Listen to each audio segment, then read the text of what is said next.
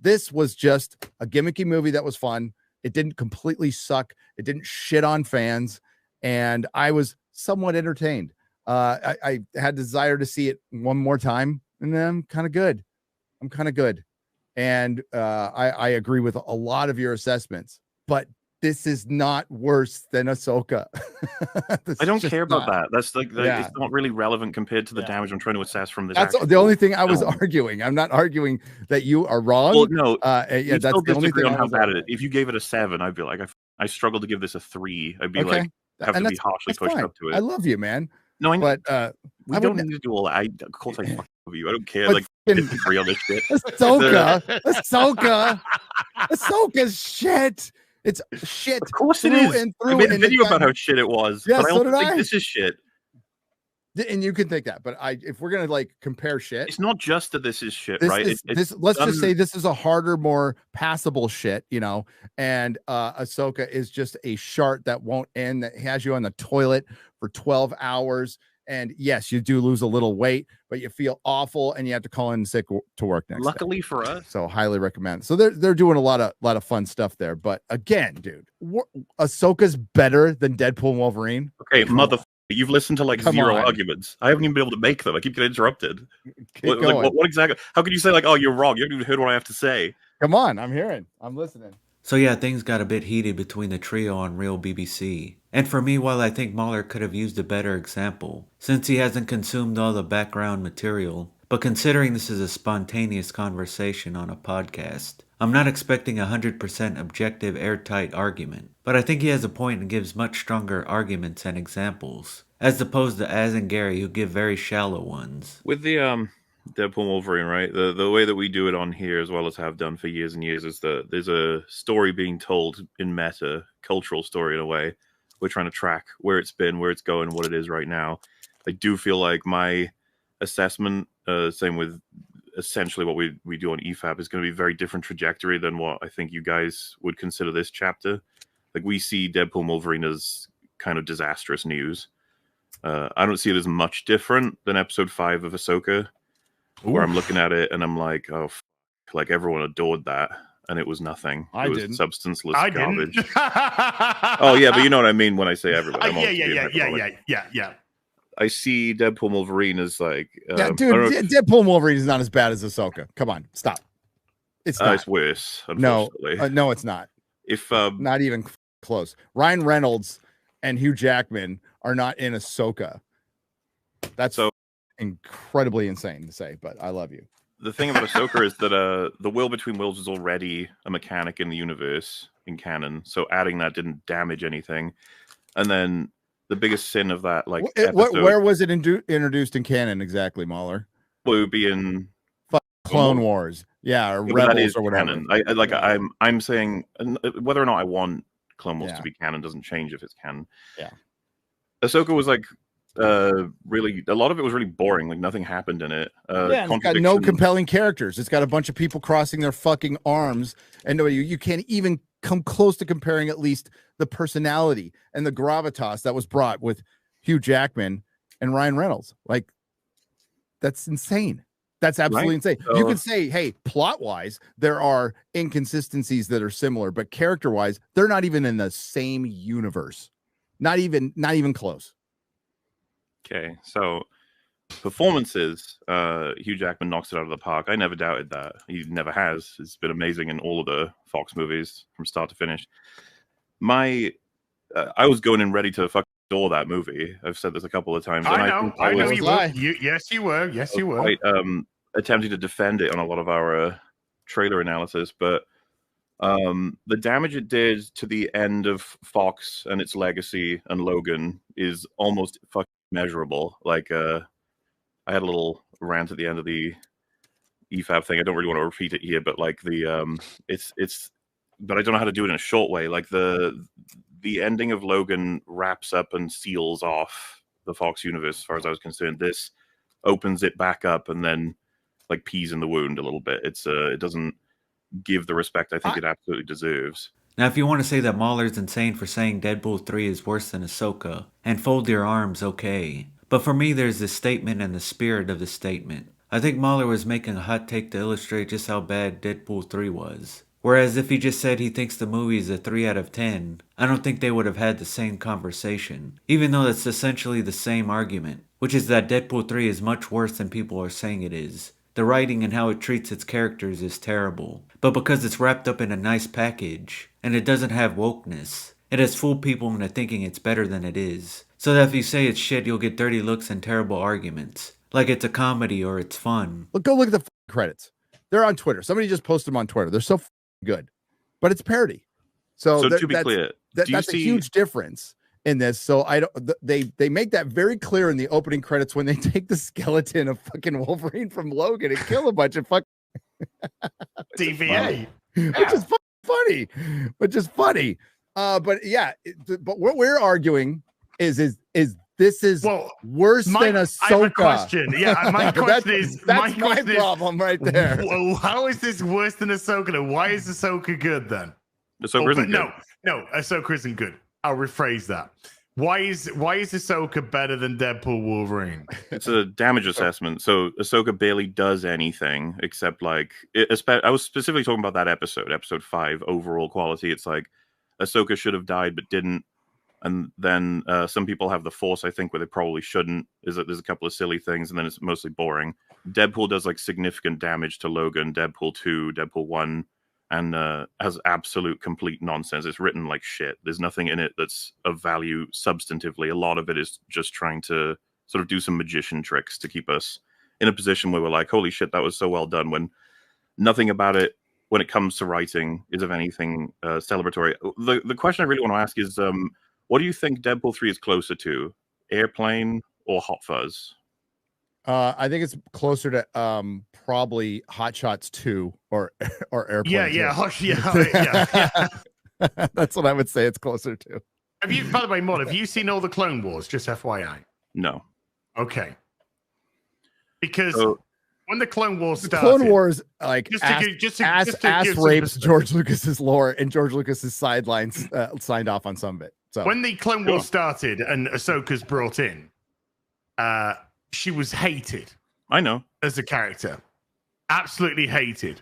Yep. So Filoni did, or whoever, Filoni et al. Did a job of trying to revamp Ahsoka, and by the end of Clone Wars, Ahsoka was actually a very light character, developed into a much light character. Now nobody likes her again because she isn't a character anymore. She's a fucking bland nothing bint. So all that work that was put in the Clone Wars to take a character that wasn't liked, completely 180 it, make her a beloved character, and then take a beloved character and fucking stick it 10 foot under the ground was what before The Acolyte at the time was the worst watched Disney show, worst interest in that show. And this is the group of people who are now going to go forward and be in a movie, according to Disney, after the Rey movie. Ahsoka and the Mandalorian and the Green Fucker and all of that. This film's done $1 billion. There's a lot of interest. People are happy to see Wolverine, Ryan Reynolds, Deadpool. Nobody's gonna go see Mandalorian and the Green Fucker with Ahsoka been doing nothing. Okay, so yeah, I would happily concede Ahsoka's got damage as character as well, but it's like dwarfed compared to what they did to Deadpool. I'm not arguing that they damaged Deadpool, especially with his relationships, and but why wouldn't get him back together? And I tell you right now that's because they don't want heteronormativity in fucking Marvel still. But it doesn't matter, right? It's a parody. It is, and this is going to be outside of whatever MCU. This is the Fox universe. They're going to bring it in. He'll be in Secret Wars, and he'll probably always be in his own little world. But we're not saying. I'm not saying there's not problems with the film. I've already said in the stream. There's problems with it. There's certain, massive problems with the film. Where we're at now, it's the third best Deadpool film by far, and it's not as well directed. It's not as well written. The story lacks any real heart at all. Yeah, we can all agree on that. Okay, with an assessment like that, I do wonder, like, why. I have fun. I had fun because but I don't have that assessment that Gary has, though. I actually thought there was a lot of heart in it. I did get invested in Wolverine. disagree. I did get invested in Deadpool. I think Like, they're really good. I think they're really good actors. I think they have. I think charisma from actors can carry a lot of stuff. Charisma Sure. and talent and actors and endearing characters, and I like them, even though they're not the versions that we're used to seeing. Like this is definitely, all the rumors of this is going to be a different Deadpool than from the Fox Deadpool. Yeah, I would say that it feels like we're in a multiverse. This is like this is another Deadpool. There's a great. To me, sorry, Baldy. There's just one more thing, and I'll let you speak. Promise. There's a great. I think there's quite a funny line at the beginning of the film, in as much as it wasn't disguising anything. Where Deadpool says, "How are we going to get through this film without completely destroying the legacy of Logan?" Well, we're not. Even they know that this is. We're bringing Hugh in. People want to see Hugh. That's the whole point. We've got to stick him in the costume. We've got to give you some proper fan bait and some yucks and some good times. And in my opinion as well, some heart and some heartfelt moments. And I am unashamedly a fan of this film. But sorry, you continue. Sorry. It seems to me that had Doctor Strange decided then that it was a parody at some point, that all of the issues would just be gone, as opposed to something like an Airplane, Hot Shots, whatever have you, where I don't celebrate them because they're crap if they were to be considered like a straightforward film. It's lucky they're labeled parody. I think they're excellent at being parodies. Deadpool 3, I think, is shit through and through. And I don't think, unlike something like, let's say, Airplane, like Deadpool 3 has several moments you're supposed to take seriously, very seriously. You're not supposed to be like, this isn't happening, or this is goof bullshit. You're supposed to understand that Wolverine feels immense guilt for the mistakes that he made, and that's going to motivate him to make change in future. Very straightforward character stuff that we had in Deadpool 1 and 2 that was done way better, and it was way more justified. We already know this film went through a shit ton of changes.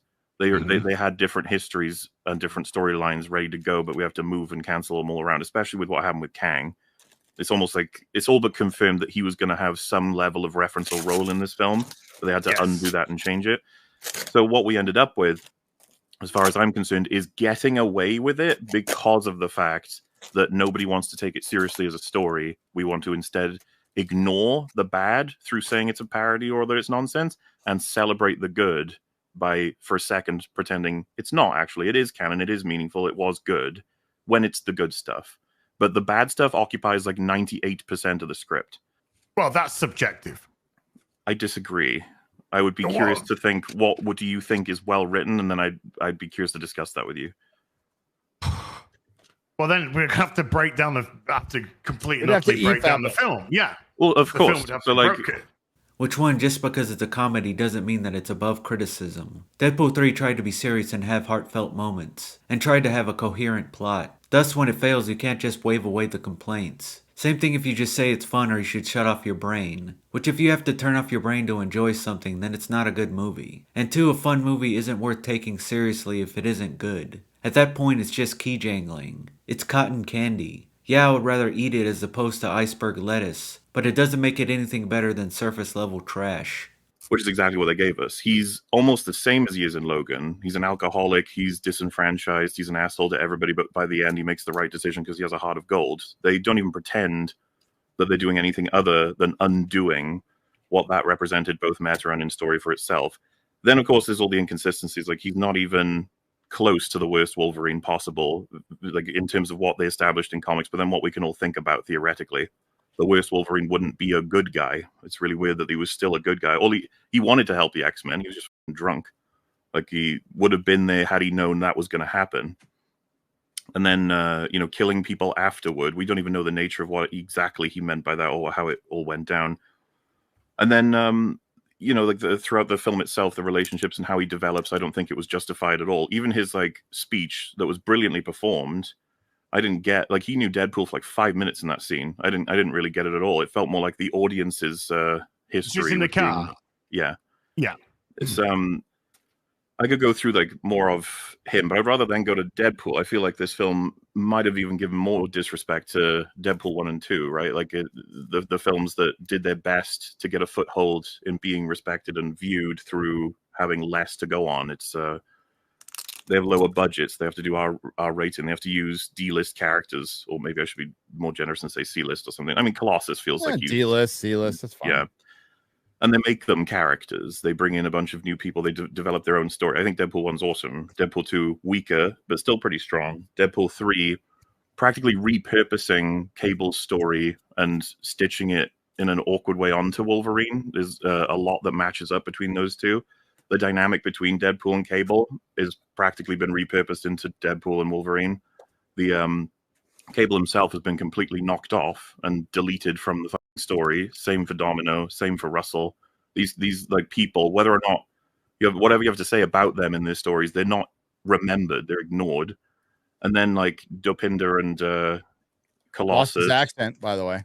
Yeah, Negatonic, Warhead, all of them are sidelined in favor of famous people. Like Deadpool 3 became what Deadpool 1 was making fun of for a long time. Deadpool 3 tries to continue making fun, but it is absolutely what it's making fun of. I've gone through all of this. It drives me nuts. It's such a soulless corporate movie that so many of the lines that are meta are exactly just trying to placate you so that they can do the thing they want to make fun of as well.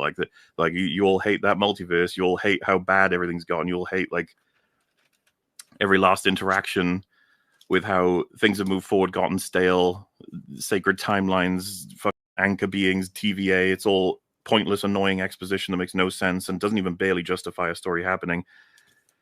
Then, getting into how everything doesn't make any sense and that it all relies on the appearance of these characters. Like I've said before, but I mean, I'm willing to commit at this point. There is no difference between what they did to Chris Evans as Human Torch and Reed Richards with John Krasinski.